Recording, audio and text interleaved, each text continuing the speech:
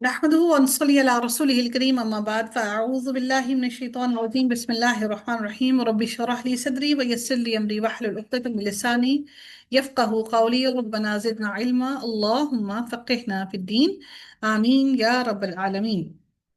آغاز ہوتا ہے جی کہ آپ کا ہمارا سورہ عبسہ کا اس کی تفسیر کو دیکھتے ہیں۔ اللہ رب العزت نے اس سورہ کے اندر کیا ارشاد فرمایا۔ آیات اس کی 42 ہیں اور مکی سورہ ہے، اور قرآن کے اندر 80 نمبر ہے، نزول کے اعتبار سے 24 نمبر ہے، ایک ہی رکوع ہے۔ اس کی تفسیر کو دیکھتے ہیں۔ اس سورت کا نام در حقیقت عبسہ ہے، یہ مکہ مکرمہ میں نازل ہوئی ہے، اور اس صورت میں ہمیں 5 باتوں کا علم ہوتا ہے۔ پہلی بات کیا ہے کہ حضور صلی اللہ علیہ وسلم کے ایک واقعے کا تذکرہ کیا گیا، وہ ہمیں ایک آیت نمبر 1 سے لے کر 10 تک ہمیں اس کا علم ہوگا۔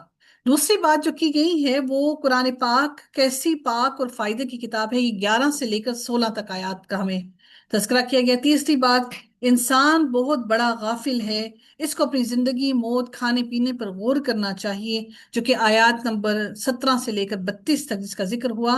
اور پھر چوتھی بات جس کا ذکر کیا گیا ہے وہ قیامت آئے گی تو انسان کا کیا عالم ہوگا، یہ آیت نمبر 33 سے لے کر 37 تک، یعنی کہ 33 سے لے کر 37 تک اس کا ذکر ہوا۔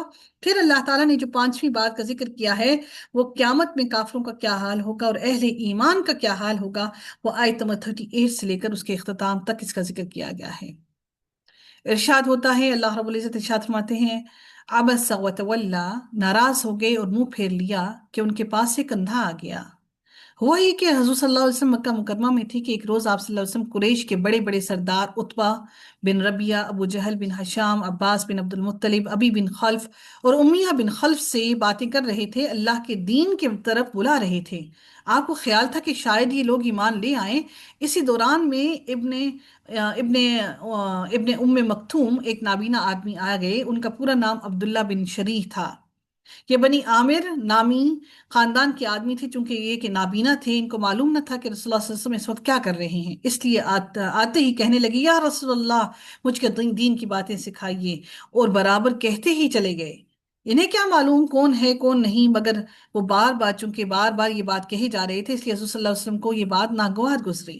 ادھر یہ بھی خیال آیا کہ یہ قریش کے بڑے بڑے آدمی کیا سوچتے ہوں گے کہ یہاں تو اندھے محتاجوں کے سوا اور کوئی نظر ہی نہیں آتا۔ اسی خیال سے آپ صلی اللہ علیہ وسلم نے انہی سرداروں سے باتیں جاری رکھی اور دوسری طرف متوجہ نہ ہوئے۔ اس پر اللہ رب العزت نے یہ آیت نازل فرمائی، عبس وتولا یا ان جاءہ الاعمی۔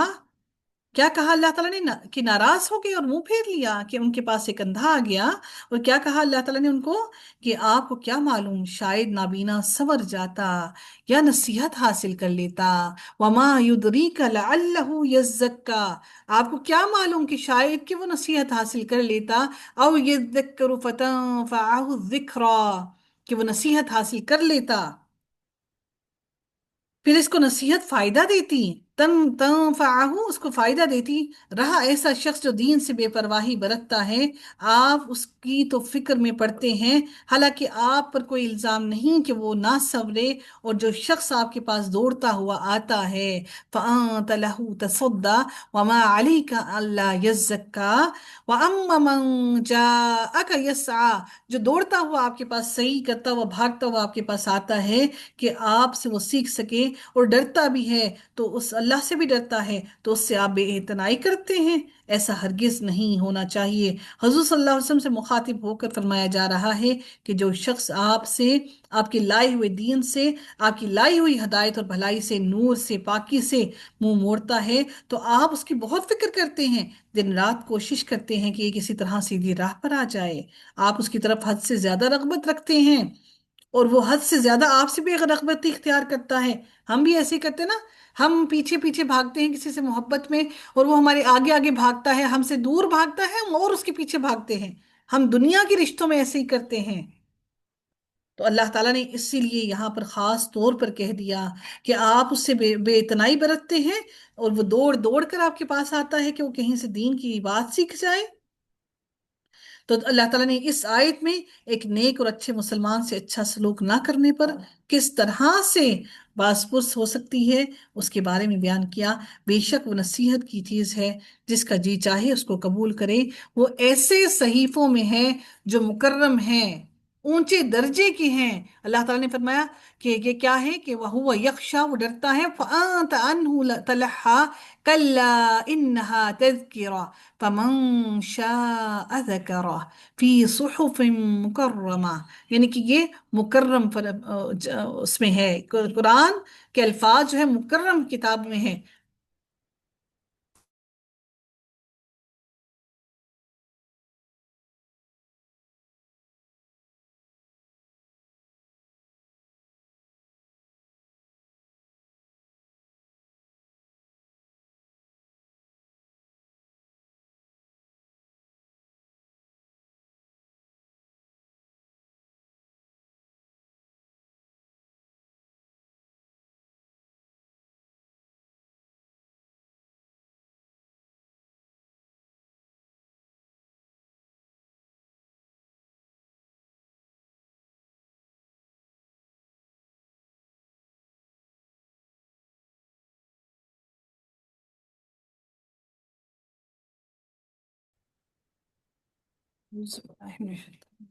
جی، اللہ رب العزت ارشاد فرماتے ہیں فَأَنْتَ عَنْهُ تَلَهَّى كَلَّا إِنَّهَا تَذْكِرَةٌ۔ اللہ رب العزت یہاں پر اب خاص طور پر ارشاد فرماتے ہیں کہ یہ جو کتاب ہے، یہ جو قرآن ہے، یہ مکرم یعنی کہ صحف مکرمہ، مکرم ترین اس میں صحف میں ہے، جو اونچے درجے کی ہیں، پاک ہیں، ایسے لکھنے والوں کے ہاتھوں میں ہیں کہ جو وہ مکرم ہیں، نیک ہیں۔ یہ دین، یہ قرآن ہر اعتبار سے باعزت ہے، پاک ہے، باعزت صحیفوں میں ہے، پاک ہی لکھنے والے ہیں، پاک ہی پہنچانے والے ہیں، قریب کا تعلق ہو یا دور کا، یہ چیز پاک ہی پاک ہے۔ قرآن صرف اور صرف پاک ہے کہ اس سے لاپرواہی ہرگز کوئی نہیں برت سکتا، اور جو اس کی بڑائی کو سمجھتا ہے، اس کے ذریعے سے وہ پاک ہونا چاہتے ہیں۔ جو قرآن کی بڑائی کو سمجھتے ہیں، وہ قرآن سے اپنے گناہوں سے پاک ہونا چاہتے ہیں، اپنے آپ کو صاف کرنا چاہتے ہیں۔ وہ کفر پر نہیں چلتے، وہ کفر پر ہٹ درمی نہیں کر جاتے، اور وہ یہ نہیں کہہ دیتے کہ ہمارے لیے صرف اور صرف کلمہ پڑھ لینا ہی کافی ہے۔ اللہ تعالیٰ نے یہ فرمایا مزید اگلی آیت میں کہ یہ جو قرآن ہے بِأَيْدِ السَّفَرَةِ كِرَامٍ بَرَرَةٍ قُتِلَ الْإِنسَانُ مَا أَكْفَرَهُ۔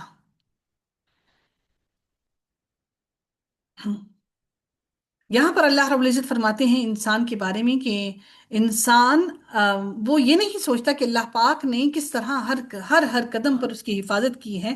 مارا ہی جائے انسان، یعنی قتل الانسان ما اکفرہ، یعنی مارا ہی جائے انسان، یعنی جیسے جیسے اس نے کام کیے ان کو دیکھتے ہوئے تو مارے جانے کے قابل ہے انسان، جو اس نے حرکتیں کی، جو گناہ کیے، جیسا وہ ناشکرا ہوا۔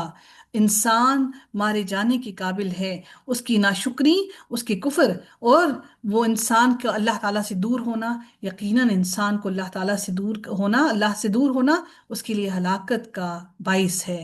اللہ رب العزت فرماتے ہیں انسان کے بارے میں، پہلے اس کے بارے میں بیان کر کے کہ جو انسان نے کام کیا، جو کفر کیا، انسان قتل کیے جانے کے قابل ہے۔ من ای شیء خلقہ، اب اللہ تعالیٰ انسان کو اس کے بارے میں بیان کرنے لگے ہیں۔ پہلے اللہ رب العزت نے قرآن کے بارے میں، قرآن کی پاکیزگی کے بارے میں بیان کیا کہ اس کو تھامنے والے، اس کو پڑھنے والے، اس کو لانے والے، اس کو تحریر کرنے والے سب کے سب پاکیزہ اور پاک صاف لوگ ہیں، یعنی وہ پاکیزہ فرشتے لے کر اس کو اترے، پاکیزہ ہاتھوں میں وہ آیا، وہ اللہ تعالیٰ کی پاکیزہ الفاظ ہیں۔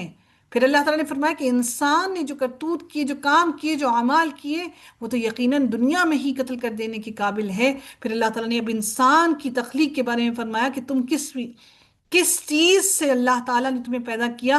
سب سے گندگی اور سب سے حقیر ترین چیز سے، من ای شیء خلقہ، کہ تمہیں کس چیز سے پیدا کیا؟ من نطفۃ خلقہ فقدرہ، کہ تمہیں اللہ رب العزت تمہاری ابتدا کیا کی کہ انسان اگر اس بات سے سوچے کہ تمہیں ایک نطفے سے، جو حقیر ترین نطفہ، گندگی کا نطفہ ہے، اگر انسان اپنی تخلیق کو اس چیز کو سوچ لے تو انسان کا سر ہی شرم سے اس کی گردن جھک جائے۔ اللہ رب العزت نے اس کے باوجود بھی انسان کو عزت اور اکرام دیا، اللہ رب العزت نے اس کی تکریم کی، اللہ تعالیٰ نے انسان کو عزت عطا کی۔ لیکن انسان اس بات کو نہ سمجھ پایا اور اپنی عزت کو قائم نہ رکھ سکا، بلکہ اللہ تعالیٰ کے سامنے انسان نڈر ہو کر کھڑا ہو گیا اور کفر کرنے لگا۔ اللہ رب العزت نے انسان کے بارے میں یہاں پر واضح اسی لیے فرما دیا۔ پھر رب کائنات مزید فرماتے ہیں ثم السبیلا ثم السبیلا یسرا۔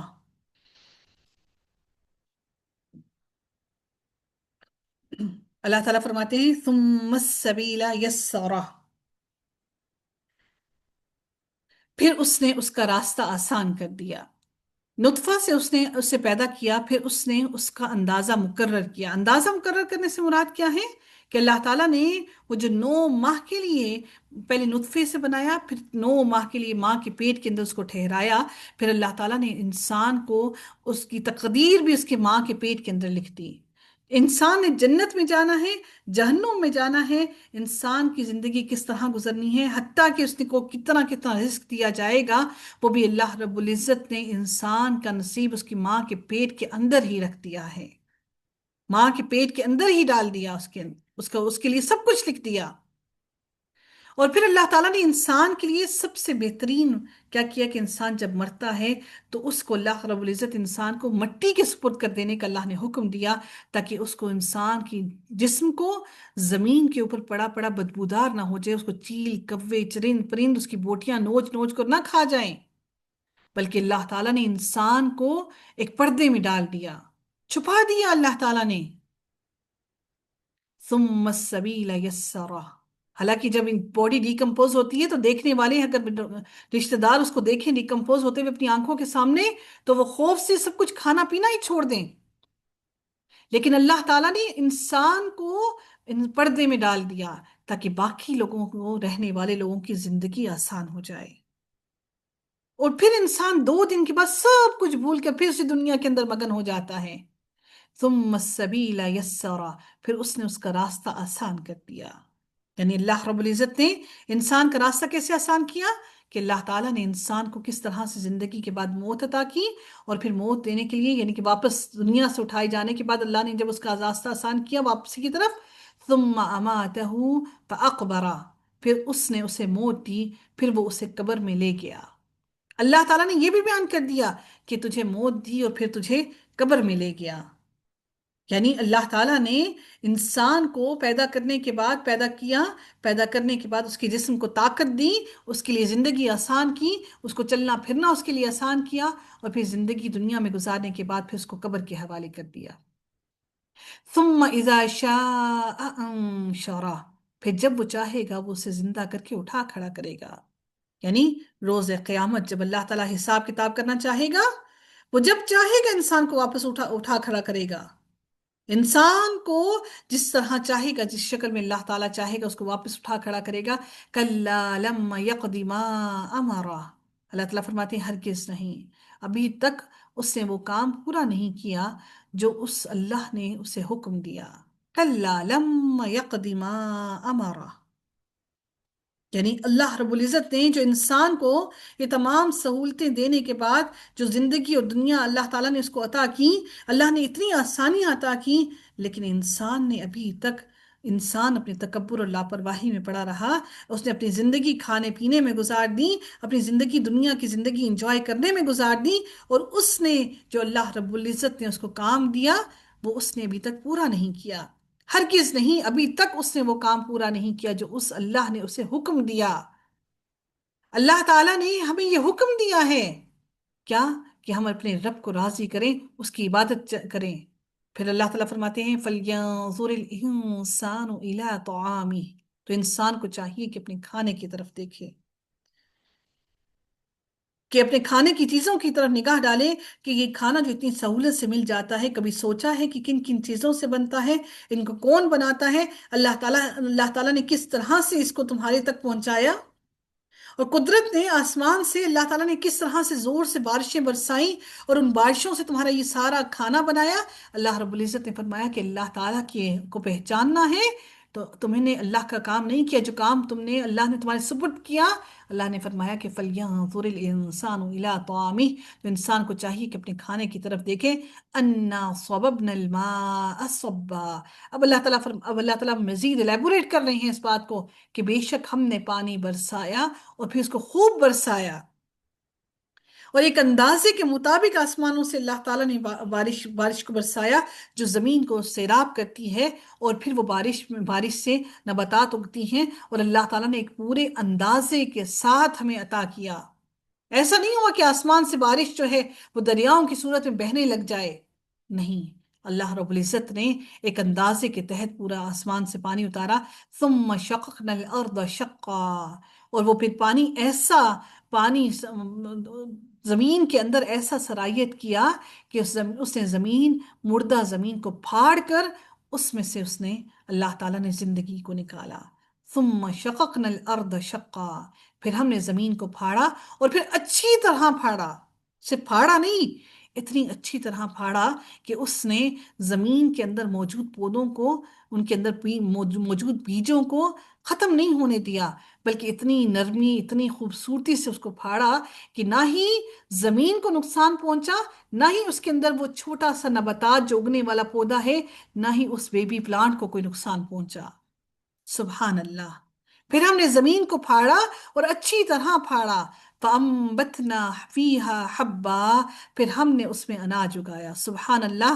اللہ تعالیٰ فرماتے ہیں، ہم کہتے ہیں نا ہم نے فصلیں اگائیں، ہم نے اناج اگایا، اللہ تعالیٰ فرماتے ہیں فَأَنبَتْنَا فِيهَا حَبًّا، ہم نے اس میں سے اناج اگایا۔ کہ جتنے بھی غلے نکلتے ہیں ہم انسان نہیں نکالتے، اللہ رب العزت کی ذات اس میں سے نکالتی ہیں۔ اللہ رب العزت کی ذات اس میں سے اناج کی تمام چیزیں، جو مکئی، باجرہ، جوار، سرسوں، ماش کی دال ہو، مسور کی دال ہو، اور حتیٰ کہ اللہ تعالیٰ نے ترکاری کا ہر سامان اللہ تعالیٰ نے زمین میں سے نکالا۔ وَفَاكِهَةً وَأَبًّا، اور اللہ تعالیٰ نے خاص طور پر انگور کا ذکر کیا۔ انگور کا ذکر اللہ تعالیٰ نے کیوں کیا؟ اور یہ جو وَأَبًّا کا جو لفظ ہے، ترکاری یعنی کھیرا، اللہ رب العزت نے جو لفظ سوری میں آگے چلے گی، وَعِنَبًا اور انگور، وَقَضْبًا اور ترکاری یعنی کہ اور کھیرا، اللہ تعالیٰ نے انگور اور کھیرا بھی نکالا، کیونکہ یہ دونوں جو ہیں یہ بیلوں پر لگتے ہیں، یہ زمین کے اندر سے نہیں پھوٹتے۔ یہاں پر اللہ تعالیٰ نے زمین کے اندر سے پھوٹنے والی چیزوں کو کہا، پھر رب کائنات نے ایک وہ چیزیں ہوئیں جو زمین کے اندر سے اناج نکلتا ہے، پھوٹتا ہے، ایک وہ ہو گیا جو بیلوں پر اگتا ہے۔ سبحان اللہ، اللہ نے کوئی بھی چیز ان ایکسپلین نہیں چھوڑی۔ پھر میرے رب نے وَزَيْتُونًا وَنَخْلًا، اور زیتون اور کھجور جو درختوں پر پھل نکلتے ہیں ان کا بھی ذکر کر دیا، یعنی اللہ تعالیٰ نے ہر کیٹیگری کو ایکسپلین کیا۔ وَحَدَائِقَ غُلْبًا، زیتون، اللہ تعالیٰ نے زیتون اور کھجوروں کے باغات کا تو ذکر کیا ہی، پھر اللہ تعالیٰ نے گھنے باغات کا بھی ذکر کیا۔ وہ اتنے گھنے باغات، کیونکہ ان کے جو باغات ہوتے ہیں نا، زیتون اور یہ جو کھجور کے باغات ہوتے ہیں، یہ ایسے گھنے نہیں ہوتے کہ ان کی شاخیں آپس میں جڑی ہوئی ہوں، ملی ہوئی ہوں، بلکہ یہ جدا جدا ہوتے ہیں کہ ان کے بیچ میں بہت فاصلہ ہوتا ہے، اور آپ نیچے سے زمین آپ کی بالکل خالی، آپ کیونکہ ان کا پھل بہت اونچائی پر ہوتا ہے، اور آپ کو زمین جو ہے وہ نیچے سے آرام صاف ستھری خالی نظر آتی ہے، لیکن اللہ تعالیٰ نے پھر اس کے بعد گھنے باغات کا بھی ذکر کر دیا، اور پھر گھنے باغات بھی اللہ تعالیٰ نے یہ ساری اس بارش کے قطروں سے اللہ تعالیٰ نے بنائے۔ وَحَدَائِقَ غُلْبًا وَفَاكِهَةً وَأَبًّا، اور پھر پھل بھی دیے، اور پھر اللہ رب العزت نے پھل اور میوے کے ساتھ ساتھ ہمارے جانوروں کے لیے اللہ تعالیٰ نے چارے کا بھی بندوبست کر دیا۔ پھر اللہ نے پہلے فرمایا متاعً لکم، تمہارے لیے فائدہ ہے اس میں، یعنی یہ تمام جو چیزیں اللہ نے تمہارے لیے پھل فروٹ اور سب کچھ اگایا، اس میں تمہارے لیے فائدہ، وَلِأَنْعَامِكُمْ، اور تمہارے جانوروں کے لیے جو چارہ ہے اللہ تعالیٰ نے وہ تمہارے مویشیوں کے لیے بنایا۔ سبحان اللہ۔ اور انسان کے لیے دونوں میں فائدہ ہے۔ فَإِذَا جَاءَتِ الصَّاخَّةُ، پھر جب کانوں کو بہرا کرنے والی قیامت آ جائے گی، یعنی وہ جو سور پھونکا جائے گا وہ اس قدر اس قدر سخت ہوگا کہ وہ انسان کی کانوں کو بہرا کر دے گا.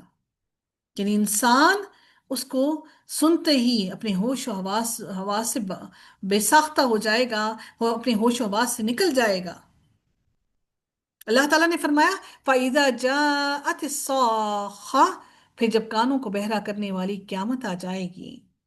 یوم یفر المرء من اخیہ، یہاں پر اللہ تعالیٰ اب قیامت کا ذکر کرتے ہوئے فرماتے ہیں جیسے ہی وہ سور پھونکا جائے گا اس دن انسان، یفر المرء، اس دن دوڑے گا انسان، من اخیہ، اپنے بھائی سے. دنیا میں ہم کہتے ہیں نا ایک بھائی اور ہو جائے، ایک بھائی اور ہو گیا تو جوڑا بن گیا، وہ اس کے لیے فائدہ کرے گا، تو وہ بھائی ہی دوسرے بھائی سے بھاگے گا. جس دن انسان اپنے بھائی سے، اللہ تعالیٰ نے سب سے پہلے بھائی کا ذکر کیا کہ انسان اپنے بھائی سے بھاگے گا، وَأُمِّهِ، اور اپنی ماں سے بھی بھاگے گا. اور حالانکہ دنیا میں ہمیں لگتا ہے کہ ماں موجود ہے تو ہر تکلیف سے ہمیں آسانی مل جائے گی. وَأَبِيهِ، اور اپنے باپ سے بھی. پہلے بھائی کا ذکر کیوں کیا؟ کیونکہ بھائی رشتوں کا مضبوط کر، یعنی کہ ماں باپ بوڑھے ہو گئے، وہ آپ کو اس طرح سے مورلی سپورٹ نہیں کر سکتے جس طرح بھائی کرے گا. پھر اللہ تعالیٰ نے کہا ماں کا ذکر بھائی کے بعد کیا کہ ماں جو رحمت، جو محبت اور شفقت کرنے والا باپ، دونوں سے بھاگے گا. پھر اس کے بعد ذکر کس کا آیا؟ اب دیکھیے کہ پہلے خونی رشتوں کا ذکر آیا، یعنی ان خونی رشتوں کے اندر اتنی اپنائیت اور اتنی زیادہ اہمیت ہے کہ اللہ رب العزت نے پہلے خونی رشتوں کا ذکر کیا جو آپ کے ساتھ ماں باپ کے تعلق سے ہیں. سب سے پہلے ان خونی رشتوں میں بھائی کا ذکر آیا، پھر اللہ تعالیٰ نے ماں کا ذکر کیا، پھر باپ کا ذکر کیا. اب وہ جو دنیا کے رشتے ہم نے بنائے، وہ جو دنیا کے تعلق بنائے، پھر اس کا ذکر، یعنی کہ محبت میں ان کا لیول ان کے لیول سے کم ہے. بھائی کا لیول سب سے زیادہ، پھر ماں کا کیونکہ وہ بڑھاپے میں ہے، باپ کا کیونکہ وہ طاقت میں ابھی مورلی تو آپ کو اپنی آپ کو وہ سپورٹ کر سکتی ہے، آپ کو آپ کی سائیکولوجیکلی سپورٹ کر سکتی ہے، لیکن آپ کو فزیکلی سپورٹ نہیں کر سکتی، کیونکہ فزیکلی بھائی جو ہے وہ طاقتور ہے. پھر اللہ تعالیٰ نے تیسرے نمبر پر، چوتھے نمبر پر ذکر کیا بیوی کا، وَصَاحِبَتِهِ، اور اپنی بیوی سے بھی بھاگے گا، وَبَنِيهِ، اور اپنے بیٹے سے، کیونکہ بیٹا جب ہو جائے مائی جائیداد کا وارث. انسان اپنے ان تمام رشتوں سے روز قیامت اللہ نے ایک ایک رشتے کو بیان کیا، کیونکہ یہ وہ رشتے ہیں جو انسان کو تکبر میں ڈالتے ہیں، یہ وہ رشتے ہیں جن کی وجہ سے انسان اللہ سے غافل ہوا. لِكُلِّ امْرِئٍ مِّنْهُمْ يَوْمَئِذٍ شَأْنٌ يُغْنِيهِ، اس دن ان میں سے ہر شخص کو ایک ایسی فکر پکڑ لے گی جو اسے دوسروں سے بے پرواہ کر دے گی. انسان کو ایسی فکر ہو جائے گی کہ انسان کسی کو بھی نہیں پہچانے گا، ہر ایک سے دور بھاگے گا. کہیں کوئی ہمیں پکڑ کر، ہمیں کہیں روک کر، کہیں کوئی ہم سے کوئی ایک عمل نہ لے لے، ہمیں وہ چھوٹی چھوٹی ایک وہ رائی کے دانے کے برابر نیکی کی بھی ضرورت پڑے گی. ابھی تو دنیا میں لگتا ہے نا کہ ہم یہ چھوٹا سا کام کیوں کر دیں. پھر رب کائنات فرماتے ہیں وجوہ یومئذ مسفرہ، اس دن کئی چہرے چمکنے والے ہوں گے، روشن ہوں گے. کوئی لوگ بھاگ رہے ہوں گے اور کوئی چہرے اس روز بہت چمکدار ہوں گے، چمکنے والے ہوں گے، روشن ہوں گے. ضاحکۃ، مسکرا رہے ہوں گے، ہنستے ہوں گے. مستبشرہ، خوشیاں منا رہے ہوں گے، اور وہ حشاش بشاش ہوں گے. جبکہ ہر کوئی بھاگم بھاگ میں لگا ہوگا اور کچھ چہرے روشن مسکراتے ہوئے ہوں گے، حشاش بشاش ہوں گے، تر و تازہ ہوں گے. وجوہ یومئذ علیہا غبارہ، اور کئی چہرے ہوں گے جو اس دن جن پر غبار، گرد اور سیاہی پھیلی ہوگی، گرد آلود ہوں گے، کیونکہ وہ دوڑ رہے ہوں گے نا، بھاگ رہے ہیں. اللہ تعالیٰ نے فرمایا یوم یفر المرء من اخیہ، وہ بھاگے گا، دوڑے گا، وہ دوڑ دوڑ کے بھاگ بھاگ کر وہ سارا گرد و غبار اس کے چہروں پر آ جائے گا. گرد و غبار سے اٹے ہوئے ہوں گے، بھرے ہوئے ہوں گے. سوچئے ننگے پاؤں، ننگا جسم، نہ کوئی لباس، سر ننگا، جسم ننگا، اور ایک عجیب سا منظر، ہر کوئی بھاگ رہا ہے اپنے آپ کو بچانے کے لیے، بھاگیں گے آگے، بھاگیں گے پیچھے سے فرشتے پکڑیں گے، پیچھے سے بھاگیں گے، آگے سے بھاگیں گے آگے سے پکڑیں گے، پیچھے سے بھاگیں گے پیچھے سے پکڑیں گے، چاروں طرف سے فرشتے ہمارا حصار کر کے کھڑے ہوں گے۔ اور وہ کتنے ہی خوش نصیب وہ چہرے ہوں گے جو مسکرا رہے ہوں گے، جو روشن ہوں گے، جو حشاش بشاش ہوں گے۔ ترحقها قطرہ، سیاہی ان کے چہروں پر چھائی ہوگی، سیاہ ہو جائیں گے خوف سے، اپنے انجام سے، جب انجام ان کو صاف صاف نظر آئے گا۔ اللہ تعالیٰ نے یہ ساری باتیں ہمیں کھول کھول کر بیان کر دیں، یہ سارا منظر کشی، ساری منظر کشی اللہ نے ہمیں بیان کر دی۔ اولئک هم الکفرۃ الفجرہ، وہ لوگ ہی بدکار، بد کردار اور کافر ہوں گے۔ یہ لوگ وہ ہیں، یہ وہی لوگ ہیں جو کافر بھی ہوں گے، بدکار بھی ہوں گے، اور فاجر بھی ہوں گے۔ یعنی کہ بد کردار لوگ بھی ہوں گے اور فاجر بھی ہوں گے۔ اللہ رب العزت سے دعا ہے کہ رب کائنات ہم سب پر رحم فرمائے، ہم سب کو ایمان، اللہ تعالیٰ ایمان کی بہترین حالت میں اس دنیا میں زندگی عطا کرے، اور اللہ تعالیٰ سے دعا ہے کہ اللہ تعالیٰ ایمان کی بہترین حالت میں ہی ہمارا دنیا سے لوٹنا ہمارا نصیب کر دے۔ اللہ تعالیٰ ہم سب سے ہماری گناہوں کو دور کر دے، ہماری مغفرت فرما دے، ہماری مشکلوں کو آسان کر دے۔ وآخر دعوانا الحمد للہ رب العالمین، صلی اللہ تعالی علی خیرہ خلقہ اجمعین، برحمتک یا ارحم الراحمین، سبحانک اللہم وبحمدک، نشہد ان لا الہ الا انت، نستغفرک ونتوب الیک۔ السلام علیکم ورحمۃ اللہ وبرکاتہ۔